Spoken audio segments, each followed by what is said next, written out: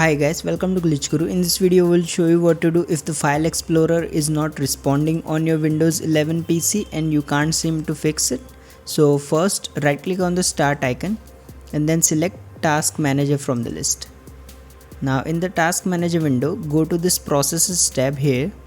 Now you'll need to search for this Windows Explorer entry. Once you find it, right click on it and select this restart option.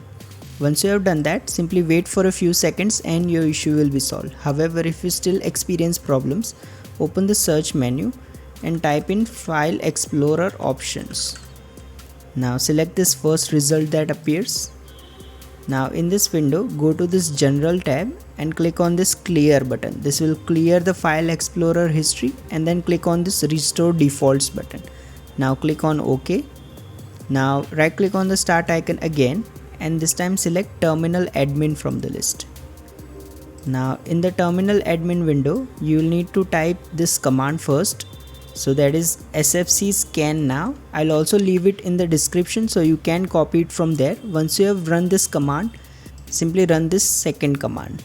So what these commands will do is scan your PC for any corrupted files and try to repair them.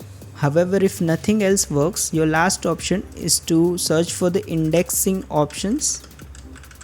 Now click on the first result that appears. Now in this window, click on this advanced button.